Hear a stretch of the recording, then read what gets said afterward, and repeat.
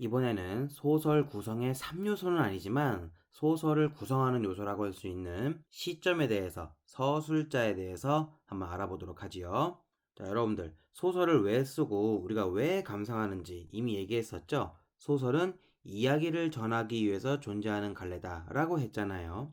그러면 이제 우리가 알아야 될 건 그 이야기를 전하는 시점과 서술자라는 개념에 대해서 알아봐야 한다는 거죠. 먼저 시점이란 말부터 한번 볼까요? 시점은 소설에서 이야기를 서술하여 나가는 방식이나 관점을 얘기한다는 거죠. 그리고 서술자는 말 그대로 소설에서 이야기를 전해주는 존재, 그러니까 시에서 감정을 노래하는 시적 화자가 있는 것처럼 소설에는 이 서술자가 있는 것이죠.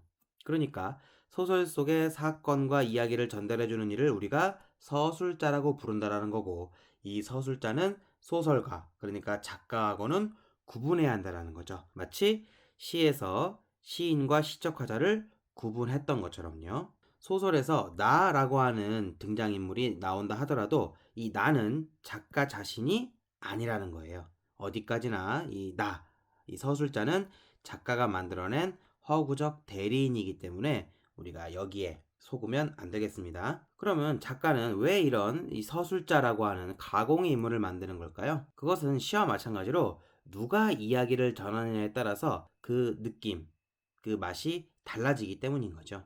소설의 작가는 자신이 들려주는 이야기를 독자들이 더 실감나게 받아들이게 하기 위해서 서술자를 창조해내는 거라고 할 수 있는 거죠. 이 서술자가 어디에서 어떻게 이야기를 들려주느냐, 그게 바로 뭐다? 시점의 문제라는 걸 알 수 있어요. 그럼 이제부터는 그 서술자가 어디에서 어떻게 이야기를 들려주는지 하나씩 살펴보겠습니다. 가장 먼저 1인칭 주인공 시점이 있어요. 1인칭은 나라는 뜻이에요. 그리고 나는 이 작품 속에 있는 서술자예요. 그러니까 1인칭 시점은 작품 안에 등장하는 나가 주인공으로서 이야기를 들려주는 거.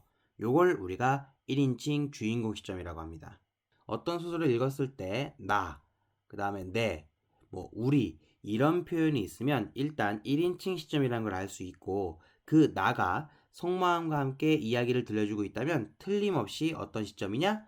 주인공 시점이죠. 그러나 나는 그렇다고 남의 집에 튀어들어가 계집애하고 싸울 수도 없는 노릇이고 형편이 썩 불리함을 알았다. 그래서 닭이 맞을 적마다 지게막대기로 울타리를 후려칠 수밖에 별 도리가 없다. 왜냐하면 울타리를 치면 칠수록 울섭이 물러앉으며 뼈대만 남기 때문이다. 허나 아무리 생각해도 나만 믿지는 노릇이다. 내가 도끼 눈을 뜨고 다시 꽥 호령을 하니까 그제서야 울타리께로 쪼르르 오더니 울밖에 서 있는 나의 머리를 겨누고 닭을 내팽개친다. 자, 이렇게 김유정의 동백꽃이라고 하는 소설이 전개되고 있는데, 여길 보면 이게 1인칭 주인공 시점이라는 걸 우리가 쉽게 알 수 있죠. 자, 이렇게 1인칭 주인공 시점은요, 글을 읽는 독자들은 마치 옆에서 친한 친구가 이야기를 하는 것처럼 그의 말에 더욱 관심을 갖게 되고 친근감을 느낄 수 있다는 것. 그래서 독자들도 주인공이 들려주는 그 자신의 이야기에 좀 더 친밀감과 신뢰감을 갖게 된다.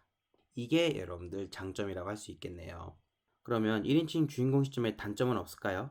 1인칭 주인공 시점의 단점은 사건의 거의 모든 부분과 자신의 마음까지도 다 전해주기 때문에 독자가 자유롭게 상상할 수 있는 부분이 적어진다는 단점이 있어요.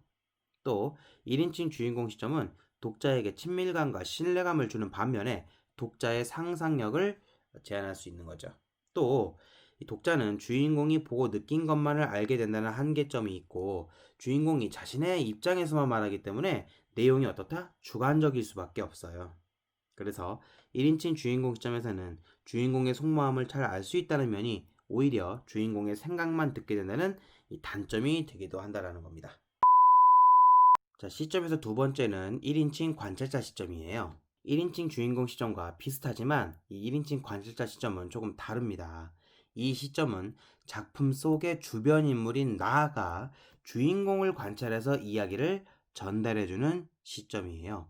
이 관찰자는 무언가를 지켜보는 사람이거든요. 여기서는 주인공을 지켜보는 거죠. 그래서 그 대상과 어느 정도 거리를 두고 객관적인 태도로 관찰을 하는 거죠.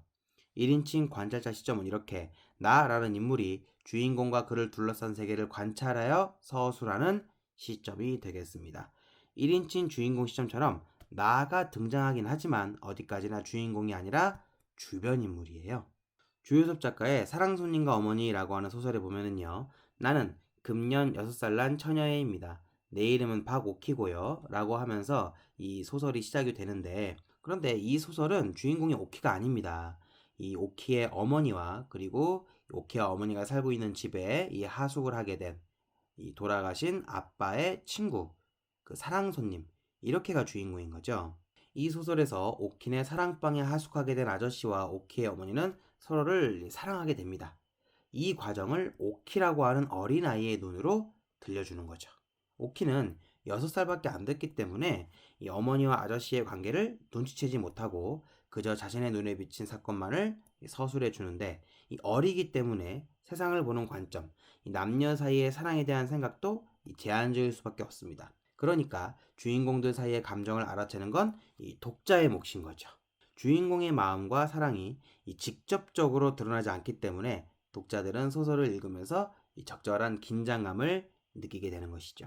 1인칭 관찰자 시점은 주인공의 내면을 숨김으로써 직접 드러내지 않으니까 긴장감과 신비감, 경이로움을 불러일으키는 그런 면이 있어요. 또 1인칭 주인공 시점에 비해서 독자의 상상력을 좀 더 자극하는 편이죠. 그렇지만 속 시원하게 주인공의 속마음, 그 심리를 알 수가 없고 추측해야 한다는 건 조금 답답한 면이라고 할 수 있습니다. 1인칭 관찰자 시점의 대표적인 작품이 바로 이 셜록 홈즈예요. 이 드라마나 영화로도 많이 나온 작품인데, 이게 그런 영상 매체로 볼 때는 잘 드러나지 않지만 소설로 읽을 때는 바로 이 1인칭 관찰자 시점이 아주 잘 나타납니다. 주인공 셜록 홈즈 옆에 항상 같이 있는 이 의사이면서 조수이면서 이야기를 들려주는 서술자, 바로 왓슨을 통해서 우리가 이 이야기를 전달받게 되는데, 정확히 말하면 사건이 종결된 후에 책으로 써냈다는 그런 설정으로 이 왓슨이 이야기를 들려주는 식이죠. 아무래도 왓슨 본인이 사건을 해결하는 게 아니기 때문에 셜록의 추리 방식이나 수사 과정이 신비롭고 긴장감 있게 그렇게 나타날 수밖에 없다라는 거죠. 특히 셜록 홈즈, 이 셜록이 이 추리를 해 나가는 과정은 이 왓슨에게 들려주지 않으면 이 경이롭게까지 할 정도죠. 바로 1인칭 관찰자 시점의 장단점을 잘 살린 경우라고 할 수 있겠습니다.